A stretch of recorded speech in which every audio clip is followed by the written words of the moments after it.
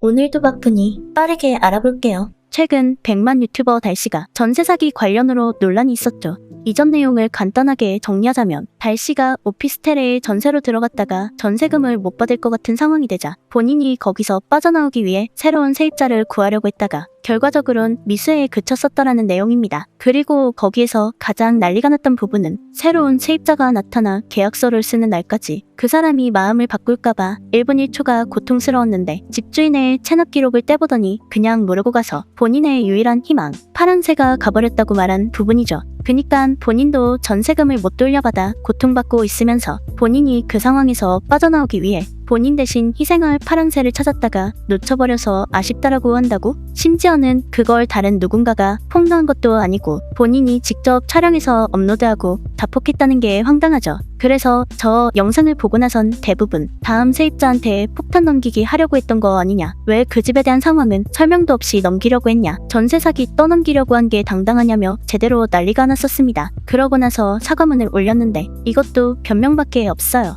본인은 임대인과 공인중개사의 말을 듣고 그대로 한 것뿐이고 폭탄 돌리기와 같은 무책임한 행동이 아니라고 했는데 이미 본인이 올린 영상에서 새로운 세입자를 구하려고 5km 내에 부동산을 뛰어다닌 건 도대체 누구의 의지인 걸까? 누가 강제로 시킨 것도 아니고 본인 결정으로 움직인 거 아니냐고. 결국 자기가 판단하고 행동한 거잖아. 그걸 딴 사람의 조언을 듣고 행동했다고 해서 책임의 피가 되는 게 아니에요. 거기다 다른 선의의 피해자를 만들지 않고 자기가 집을 산 걸로 마무리했다고도 했는데 저 말도 웃기죠. 달씨가 결국 포기하고 집을 구매하게 된 이유는 폭탄 돌리기를 하다가 실패해서 어쩔 수 없이 사게 된 거지 또 다른 피해자를 만들지 않기 위해 구매한 게 아니에요. 그걸 마치 자기가 무슨 큰 결단을 내린 것처럼 얘기하고 있죠. 꽤나 교묘한 사과문이구만.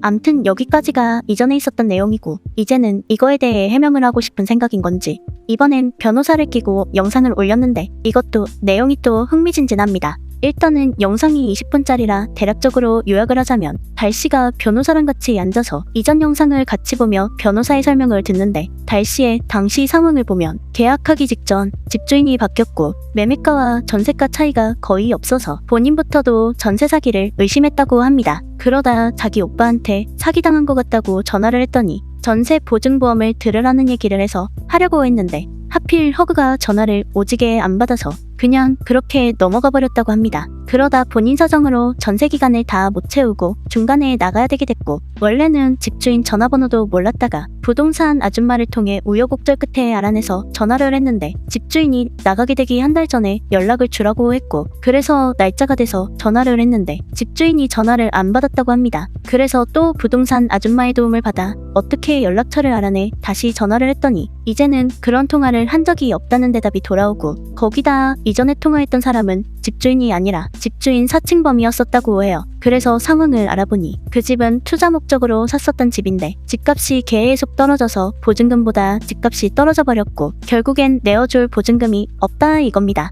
그래서 내용 증명도 보냈는데 집에 없다고 하고 계속 반송되고 전세사기 지원센터에 자문을 구하러 갔는데 전형적인 전세사기라고 했다고 합니다. 근데 또 경찰서에서는 전세사기가 아니라고 해서 이젠 뇌정지가 온 상태였는데 경찰이 저 3가지 방법을 알려줬고 그래서 저것 중에 3번을 시도했었던 거라고 해요. 그리고 이제 여기에 대한 변호사의 의견은 경찰이 전세 사기가 아니라고 했던 이유도 그 집의 가격은 네이버 부동산에 검색하면 전부 나와 있고 집주인이 시세를 속인 것도 아니고 없는 걸 있다고 한 것도 아니고 그 상황에서 전세 계약을 했다고 해서 집주인이 사기를 친 건 아니라는 겁니다. 이게 전세 사기가 되려면 사기라는 범죄에 대한 결과와 고의성이 있어야 하는데 현재 펼쳐져 있는 정황들만으론 그걸 있다고 할 수가 없고 지나친 투자로 인해 아예 보증금 반환을 못하게 됐을 때가 전세 사기라고 해요. 그니깐 변호사로서 달씨의 상황을 종합적으로 보고 이게 전세 사기인지 아닌지를 법적인 관점에서 분석해준 겁니다. 영상이 뭐 겁나 긴데 어쨌든 저 변호사의 말을 정리하면 달씨가 겪은 상황은 전세 사기가 아니므로 달씨가 폭탄 돌리기를 했다고도 볼 수가 없다는 겁니다.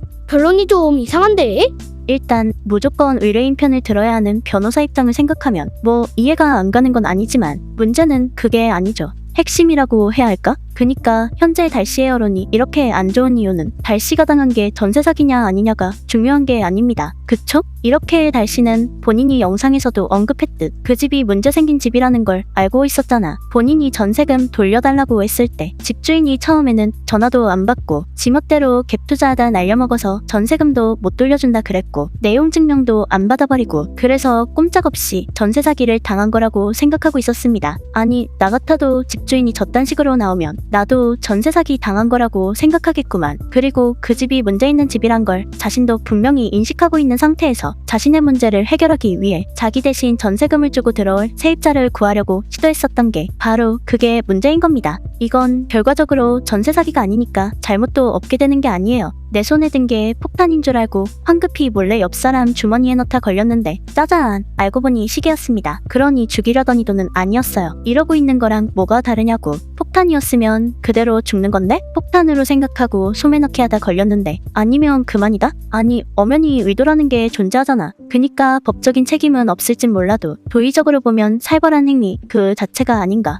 이전에 올렸던 사과문도 그렇고 이번에 올린 해명 영상도 그렇고 자꾸 본인이 논란이 되는 핵심을 미묘하게 비켜나가고 있는데 뭐 포인트를 흐리려는 건지 변호사 끼고 있으니까 댓글 남길 때 앞으로 알아서 몸 사려라 하라는 건지 무슨 생각인지는 모르겠지만 애초에 사회적으로 이렇게 전세 사기가 개 심각한 상황에서 자기 손으로 저런 영상을 올렸었다는 것 자체가 진짜 생각이 없어 보이기는 합니다. 한편으론 그냥 조용히 있었으면 이런저런 이슈에 묻혔을 건데 또 셀프 끌어올리기를 하고 있죠. 이런 거 보면 천사한 유튜버인 것 같기도 해요. 암튼 오늘은 유튜버 달씨의 전세 사기 논란에 대한 근황을 정리해봤습니다. 그래서 오늘의 남길 한마디 할 말 있으면 딴 데 쓰지 말고 내 영상 댓글에다 쓰자.